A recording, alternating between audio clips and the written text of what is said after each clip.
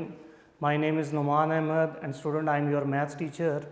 उम्मीद करता हूँ कि आप सब लोग खैरियत से होंगे और इस मुश्किल वक्त में अपना बहुत ख्याल रखते होंगे और इसी तरह अपने छोटे बहन भाइयों का, वालदैन अपने बच्चों का बहुत ख्याल रखते होंगे और रखना चाहिए, क्योंकि ज़िंदगी है तो बेटे सब कुछ है।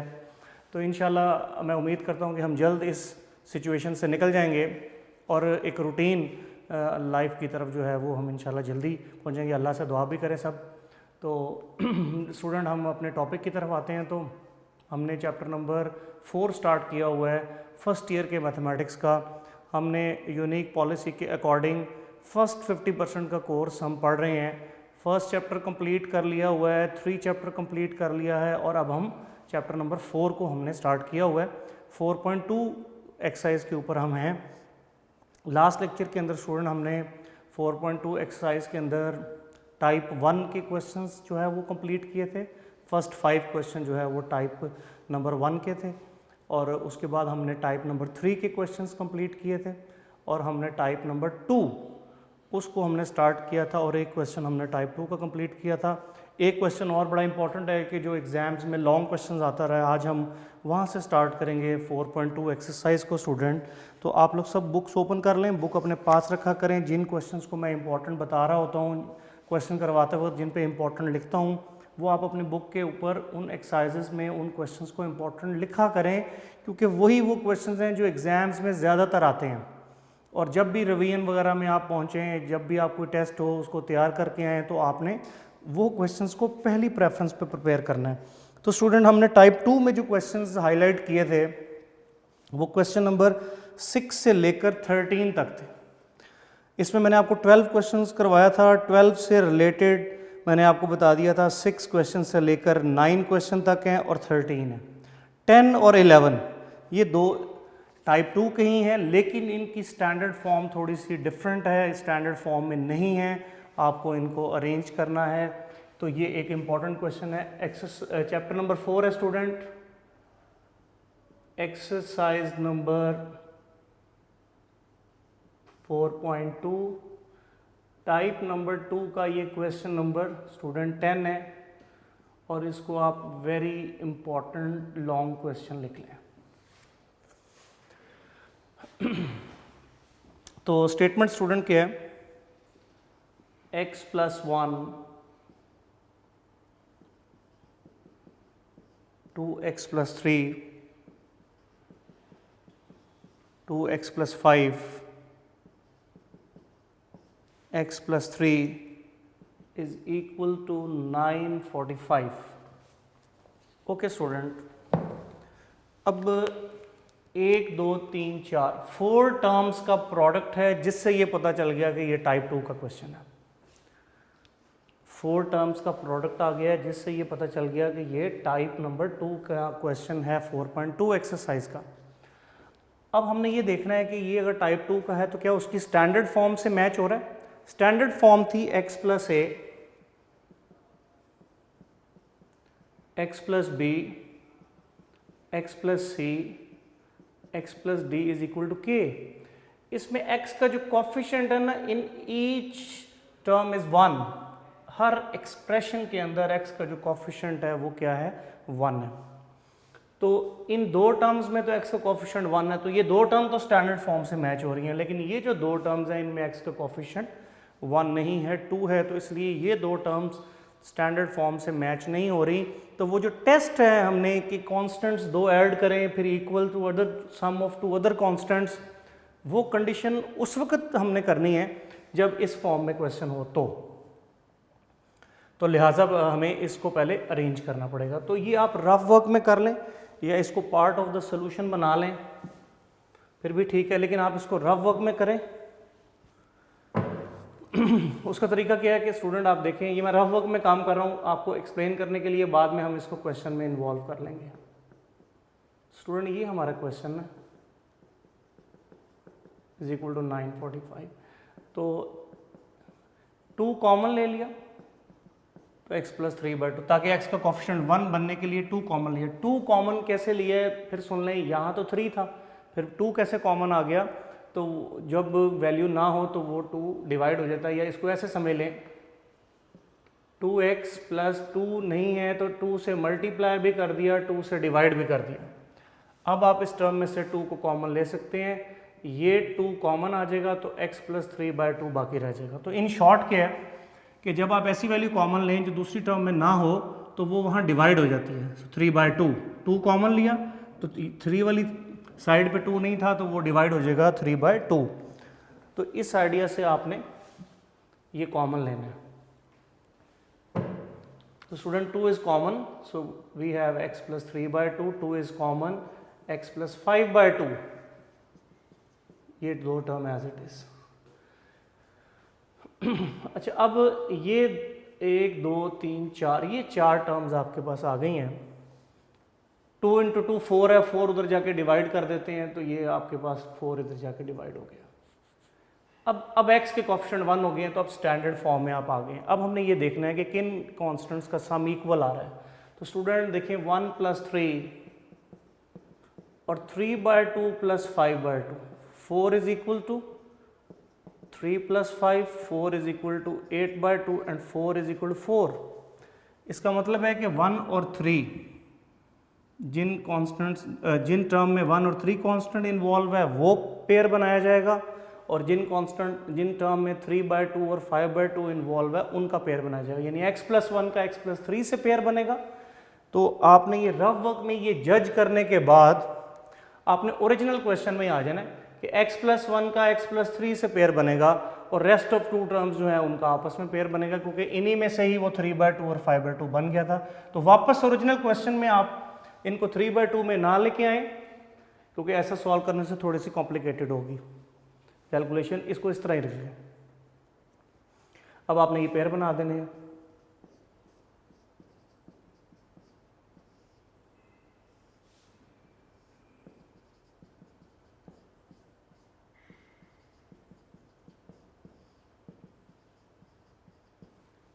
Equal to 945।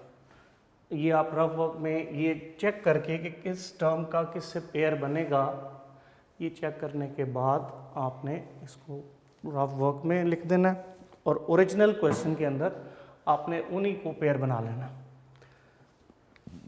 अब इनको नॉर्मल मल्टीप्लाई कर लें। This is x² plus x plus 3x plus 3, 4x² plus 10x plus 6x plus 15 is equal to 945। x² plus 4x plus 3, 4x² plus 16x plus 15 is equal to 945।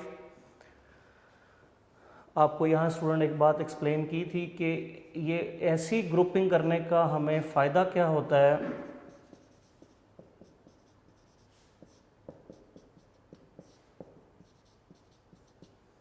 ऐसी grouping करने का student हमें फ़ायदा क्या होता है कि ये दो टर्म सेम हो जाती हैं।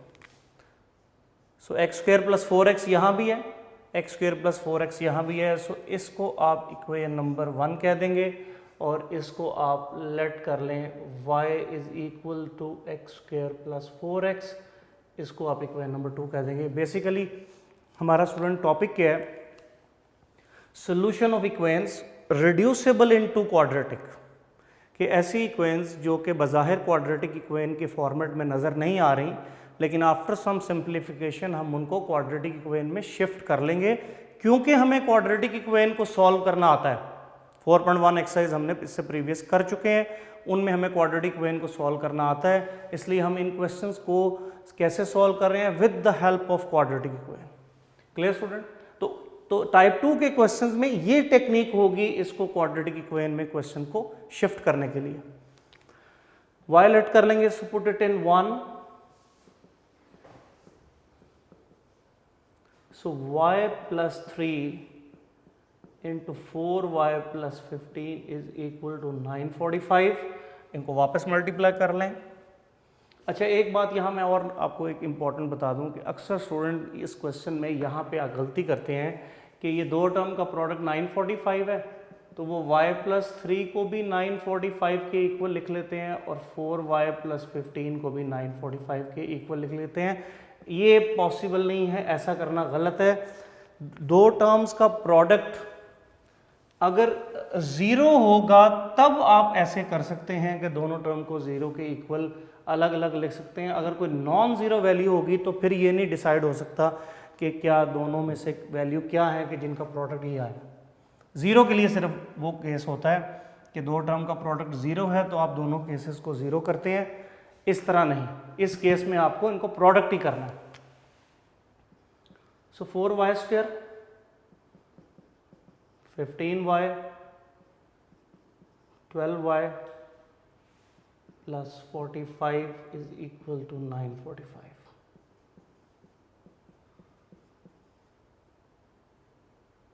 minus 900 is equal, ये 945 इधर आ जाएगा, 45 सब्ट्रैक्ट हो जाएगा तो आपके पास 900 रह जाएगा। तो student now you have a quadratic equation in y। आपका क्वेश्चन जो x की 4 टर्म्स पर मुश्तमिल था, आपने इसी स्ट्रेटजी के अकॉर्डिंग आपने उस क्वेश्चन को क्वाड्रेटिक इक्वेशन में चेंज कर लिया है, जैसा कि हमारा टॉपिक नेम है, solution of equations reducible into quadratic equation. अब ये क्वाड्रेटिक बन गई है। अब आपके पास 4.1 एक्सरसाइज आपने की है, आप इसको चाहे मिड टर्म ब्रेक से सॉल्व कर लें, आप इसको चाहे क्वाड्रेटिक फार्मूला से सॉल्व कर लें, आप चाहे कंप्लीटिंग स्क्वायर से सॉल्व कर लें, ये आपकी चॉइस। मिड टर्म ब्रेक अगर आपको मिल जाए तो उससे क्वेश्चंस की लेंथ थोड़ी इजी हो जाती है, आसान हो जाती है, कम हो जाती है लेंथ, इसलिए कोशिश करते हैं कि मिड टर्म ब्रेक हो इसमें मौजूद हो। तो मिड टर्म ब्रेक का तरीका यही होता है कि आपको 900 और 4 को मल्टीप्लाई करना होता है। तो ये मैं इसमें थोड़ा सा रफ वर्क आपको करके दिखा देता हूँ कि यानी 4 और 900 के हमने फैक्टर बनाने हैं। तो this can also be written as 4 multiply 9 multiply by 100, 4 multiply 3 multiply 3 multiply 25 multiply 4। इनकी पेयरिंग करनी होती है ज़रा। So 4 multiply 4, 3 multiply 3 multiply 25, 4 4 16 into 3 48 और 25 इंटू 3 75। 75 और 48 को अगर आप ऐड या सब्ट्रैक्ट करके देखें तो 27 बन जाता है। इसका मतलब है 48 और 75 इसके जो हैं वो फैक्टर हैं। तो आपने 4y² plus 75y minus 48y minus 900 is equal to 0। तो ये इस क्वेश्चन की मिड टर्म। इससे आगे यहाँ से क्वेश्चन दोबारा शुरू हो जाएगा। ये फैक्टर बनाने का मैंने आपको आइडिया सा दे दिया कि इन 3 टर्म्स का ग्रुप बना लेना है और इन 3 टर्म्स का, तो ये 48 और 75 बन जाएगा। ये बाय प्रैक्टिस आपको ये चीज़ें याद हो जाएंगी। तो मिड टर्म ब्रेक हो जाएगी। मिड टर्म ब्रेक हो जाए तो क्वेश्चन थोड़ा सा ईजी हो जाता है। अब आपने स्टूडेंट y कॉमन ले लिया, 4y प्लस 75, इन ये पेयर बना लिया, इसमें से y कॉमन है, फिर माइनस 12 कॉमन आ गया, 4y plus 75 is equal to 0, y minus 12, 4y plus 75 is equal to 0। तो दो टर्म्स का प्रोडक्ट 0 आ गया है। तो इसका मतलब है कि अब आप y माइनस 12 को 0 और 4y प्लस 75 को 0 रख सकते हैं। यहाँ से y की वैल्यू 12 आ गई और यहाँ से माइनस 75/4y की वैल्यू आ गई। यहाँ तक स्टूडेंट आप लोग नोट करें। यहाँ तक क्वेश्चन को मैं रिपीट करूँगा। उसके बाद वो ट्रेडिशनल वे है कि ये 2y की वैल्यूज़ फाइंड हो गई हैं। अब आपको उसी तरह इक्वेशन 2 की हेल्प से 2x की वैल्यूज़ केस 1 से 2x की वैल्यू केस 2 से फाइंड करनी है, तब ये क्वेश्चन हमारा कंप्लीट होगा और ये इंपॉर्टेंट लॉन्ग क्वेश्चन है। तो आइडिया क्या है स्टूडेंट, टॉपिक हमारा यही है कि solution of equations reducible into quadratic equation.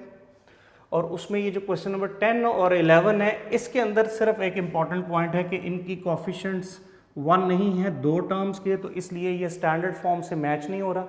Standard form से जब मैच नहीं होगा तो स्टूडेंट आपने स्टैंडर्ड फॉर्म बनानी है। 2 2 कॉमन लेना है, वो मैंने आपको रफ वर्क में करके दिखा दिया था। उसके बाद आपने ये पेयरिंग बनानी है कि 1 और 3 4 होता है और इनके जो कॉमन लेने के बाद जो कांस्टेंट है उनका सम भी 4 बनता था।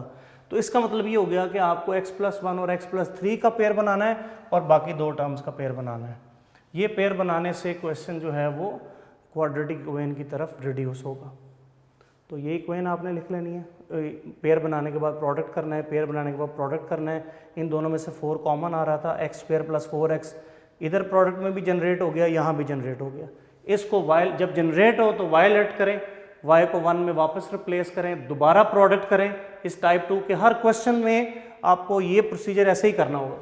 पेयरिंग बनानी है, प्रोडक्ट करना है, 2 टर्म सेम आ जाएंगी, वायलेट करना है, पेयर दोबारा बनेगा, फिर प्रोडक्ट करना है तो वो y की क्वाड्रेटिक बनेगी, उसको आपने मिड टर्म ब्रेक करना है और आगे कंटिन्यू करना है, क्वाड्रेटिक इक्वेशन y की 2 वैल्यूज आ जाएंगी। इसके बाद स्टूडेंट आपके उसी तरह केस 1 स्टार्ट हो जाएगा। So put y is equal to 12 in equation number 2। So 12 is equal to x square plus 4x और x square plus 4x minus 12 is equal to 0। You have a quadratic equation.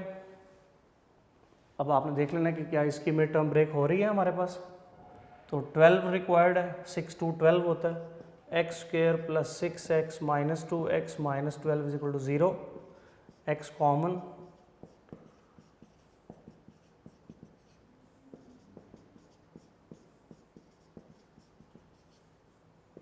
तो एक -6 आ गई और एक 2 आ गई। Clear student? तो ये 2x की वैल्यू केस 1 से आ गई। फिर स्टूडेंट केस 2 होगा, केस 2 में आपने put y is equal to -75/4 in equation number 2। तो 2 में जब आप पुट करेंगे -75/4 is equal to x square plus 4x। Clear student? 4 से मल्टीप्लाई करेंगे तो -75 is equal to 4x square plus 16x, 4x square plus 75 is equal to 0। तो ये स्टूडेंट आपके पास जो है वो क्वाड्रेटिक इक्वेशन आ गई है। ये क्वाड्रेटिक इक्वेशन जो है वो उसकी मिड टर्म ब्रेक को देख लें होती है तो ठीक है, नहीं तो आप इस पर क्वाड्रेटिक फार्मूला लगा दें। तो हम क्वाड्रेटिक फार्मूला यूज़ अगर करें इस पर, तो यूज़ क्वाड्रेटिक फार्मूला, तो डायरेक्ट में लिख रहा हूँ, आप जानते हैं a क्या है, b क्या है, c क्या है। सो -b plus -b square minus 4ac divided by 2a,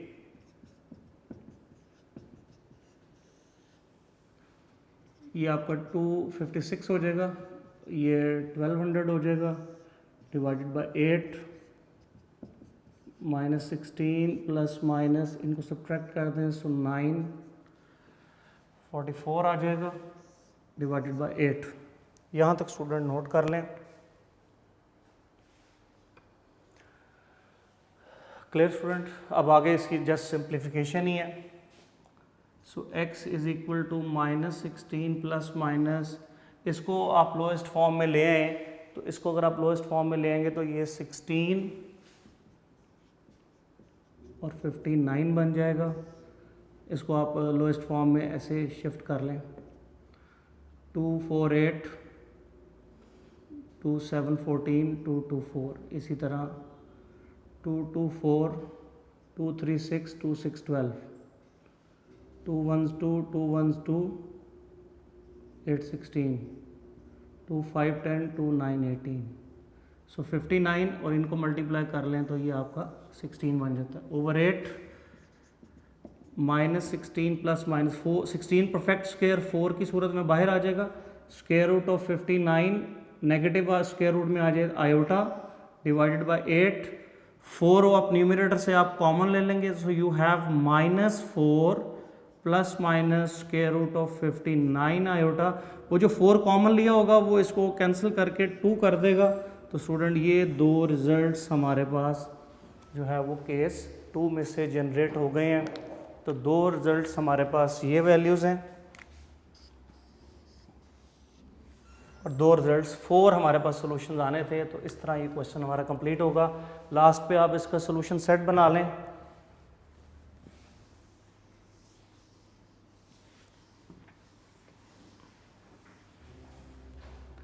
तो solution set will be -6 to -4 plus minus square root of 59 iota over 2।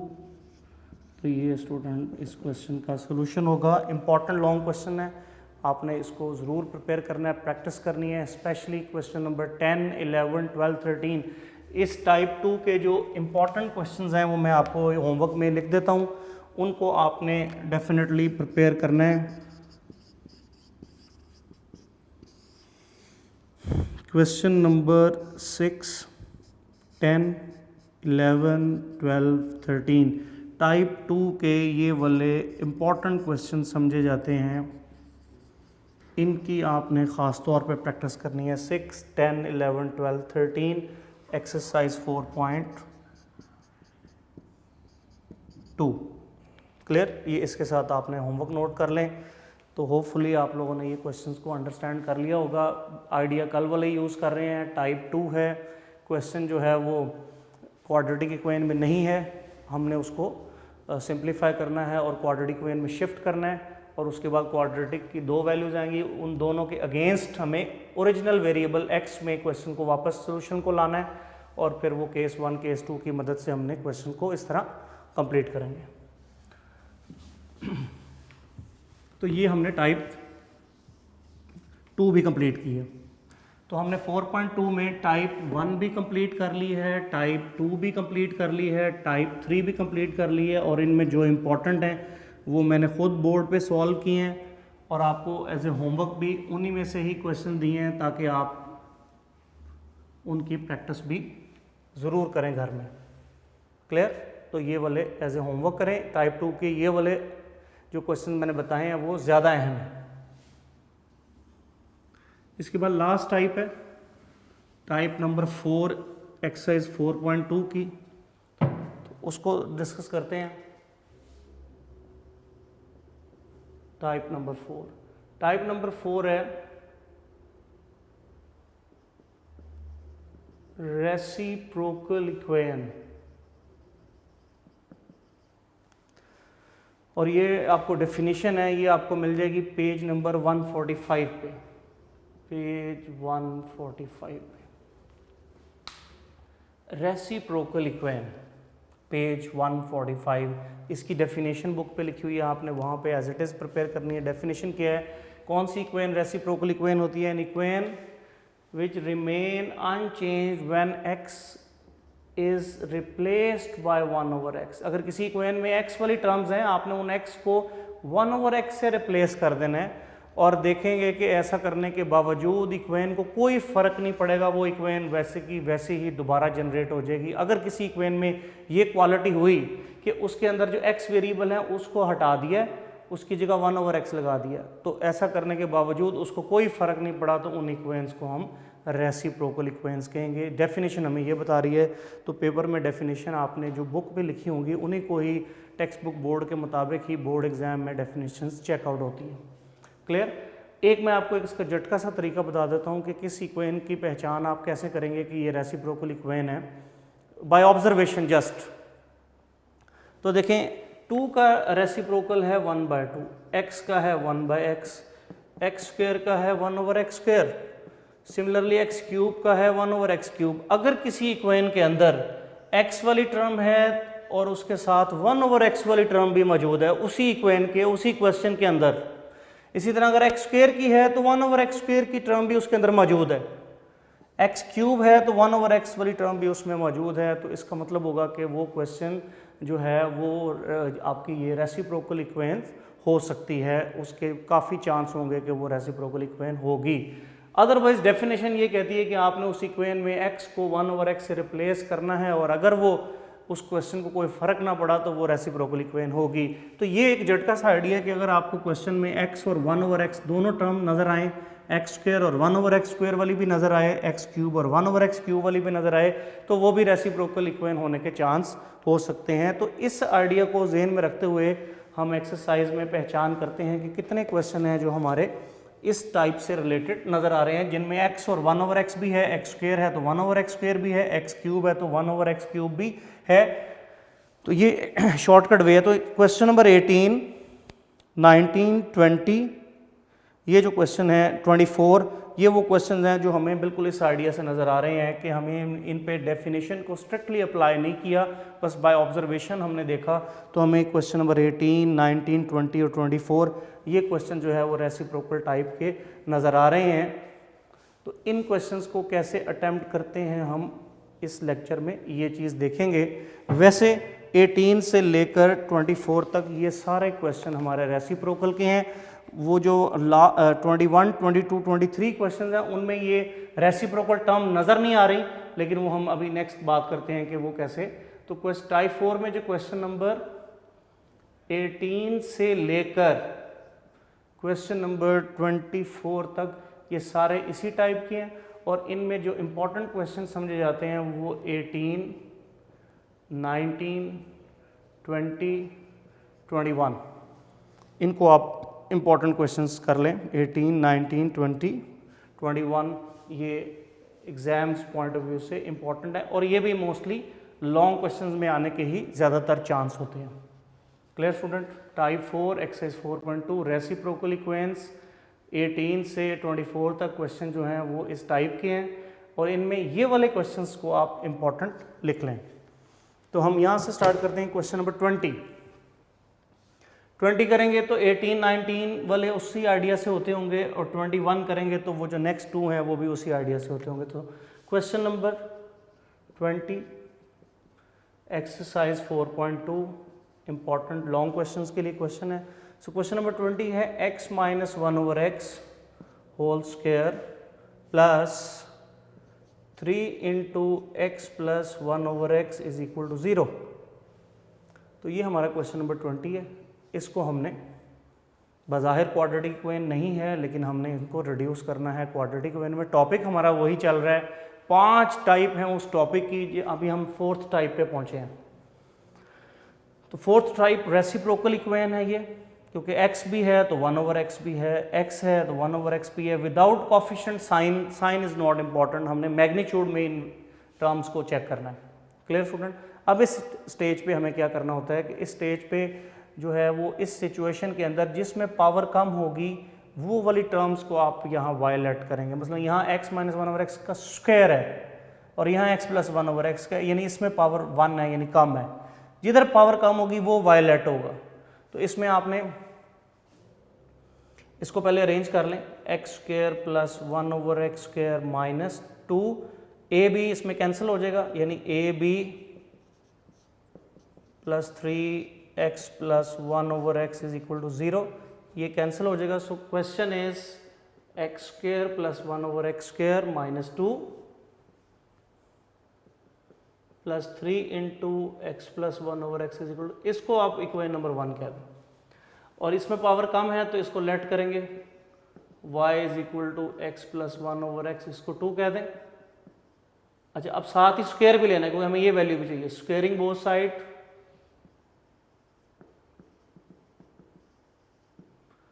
so y square is equal to x plus 1/x whole square, a square b square 2ab,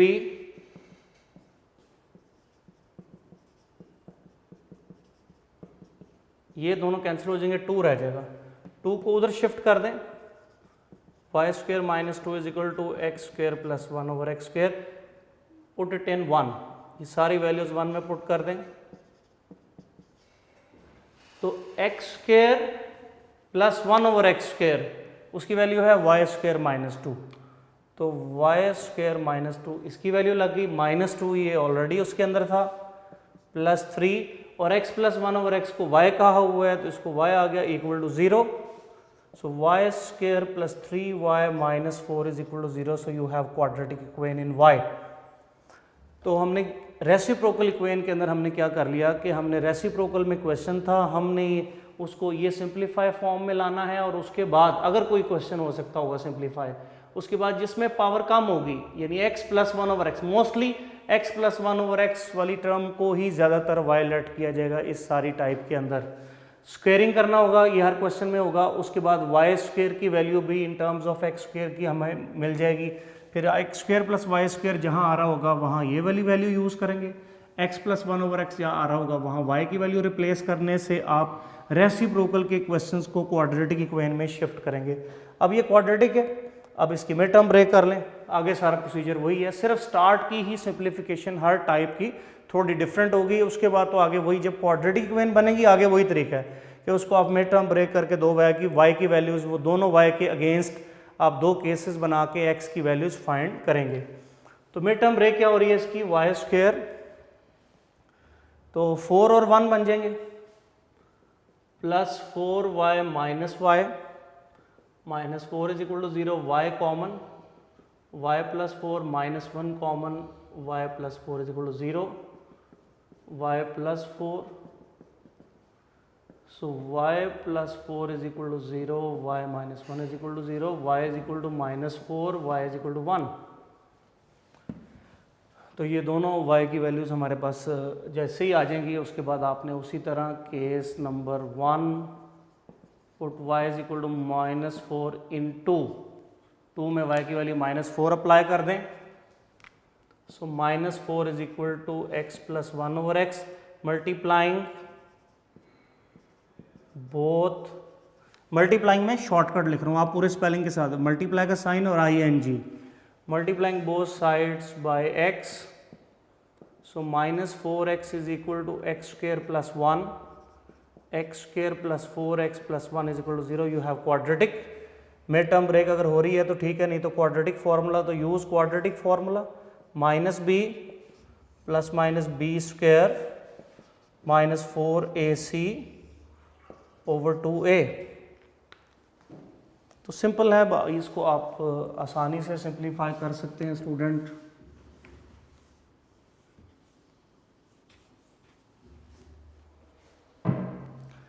तो ये आपके पास x is equal to minus 4 plus minus 4 16 minus 4 square root of 12 over 2, minus 4, 12 को हम 4 multiply 3 लिख सकते हैं, 4 perfect square की शक्ल में 2 हो गया, 2 common, 2 cancel, so minus 2 plus minus square root of 3। ये केस 1 से हमें x की वैल्यूज मिल गई हैं, क्लियर। फिर सिमिलरली केस 2 है स्टूडेंट, केस 2 में हमें दूसरी वैल्यू अप्लाई करनी है, so put y is equal to 1 in equation number 2।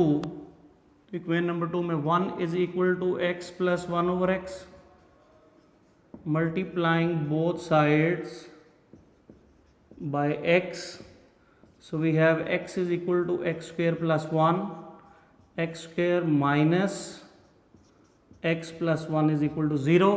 Again quadratic equation है, अब इसको आप फैक्टराइज कर लें अगर होती है तो, नहीं तो क्वाड्रेटिक फार्मूला लगाएं, तो हम क्वाड्रेटिक फार्मूला यूज़ करते हैं। तो क्वाड्रेटिक फार्मूला के मुताबिक x is equal to minus b plus minus b square minus 4ac over 2a, clear students. So we have x is equal to 1 plus minus 1 square means 1, 1 minus 4 that is minus 3 over 2, square root के अंदर negative आ जाए तो that is shift into iota.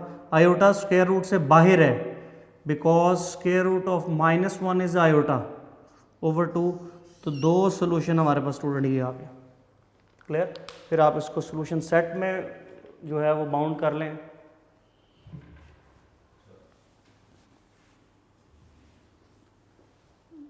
तो solution set जो है वो आपके पास दो वैल्यूज वो आ जाएंगी,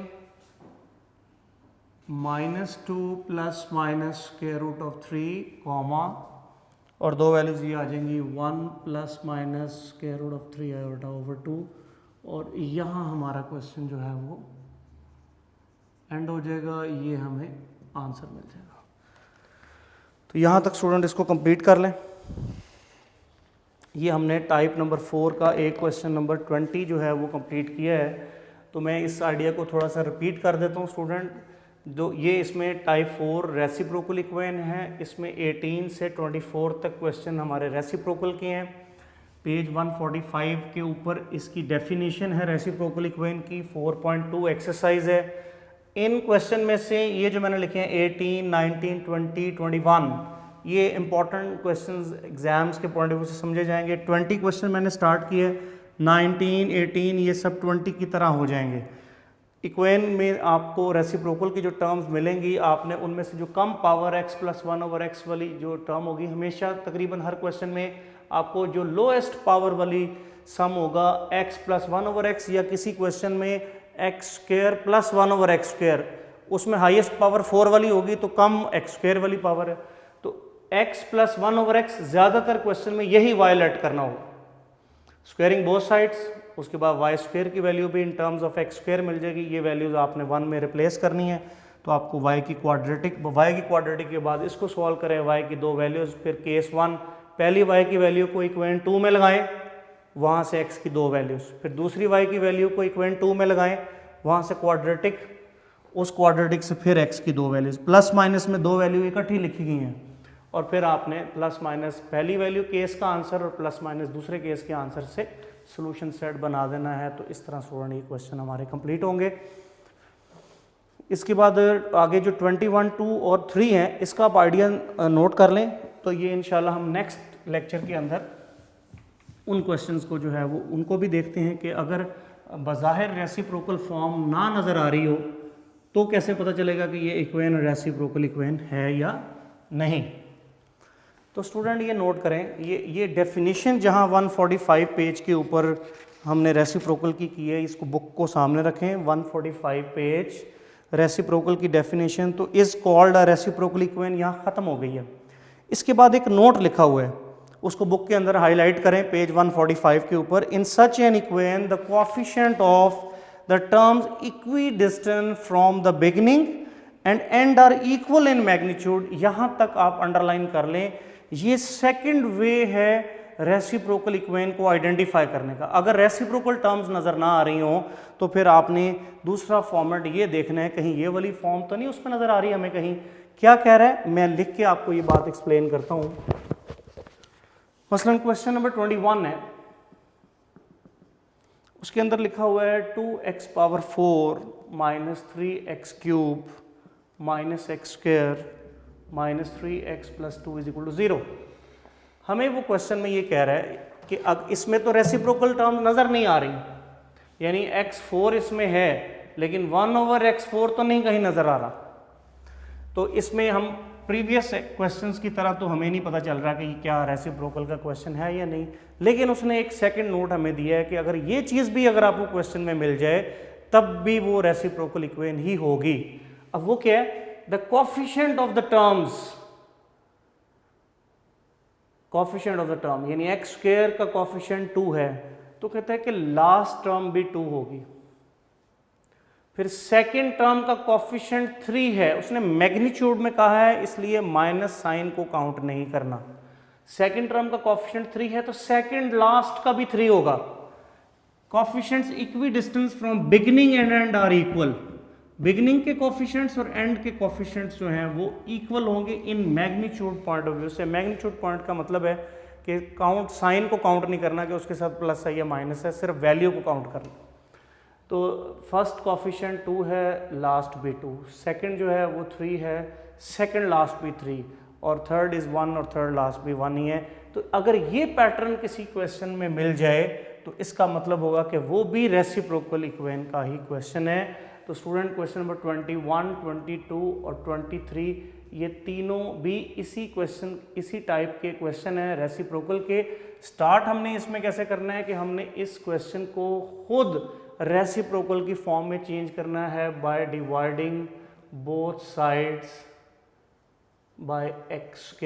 ये इन क्वेश्चंस का स्टार्ट होगा कि हम ये जो टाइप के क्वेश्चन हैं जिनमें रेसिप्रोकल की टर्म नज़र नहीं आ रही, उनको हम खुद x² से डिवाइड करके रेसिप्रोकल फॉर्म में शिफ्ट करेंगे, और फिर जैसे आगे हम रेसिप्रोकल को सॉल्व करते हैं, अभी हमने जो किया है क्वेश्चन नंबर 20 में, आगे फिर उसी मेथड से उनको सॉल्व किया जाएगा। क्लियर? होपफुली यहाँ तक आप लोगों ने बात समझ ली होगी। तो होमवर्क के लिए मैं आपको फिर रिपीट कर दूँ बात कि आज के लेक्चर से जो आपने होमवर्क में काम करना है वो टाइप 2 का तो मैंने बता दिया है। टाइप 4 में क्वेश्चन नंबर 18, 19, 20 और 24 ये क्वेश्चंस आप ऐसे होमवर्क करें। इंपॉर्टेंट कौन से हैं वो मैंने बता दिए हैं, वो ये वाले ही ज़्यादा इंपॉर्टेंट हैं बोर्ड एग्ज़ाम्स के लिए। Clear student? तो इंशाल्लाह यहाँ तक काम करें। नेक्स्ट लेक्चर में इंशाल्लाह मुलाकात होगी। अपना बहुत ख्याल रखिएगा। अल्लाह हाफ़िज़।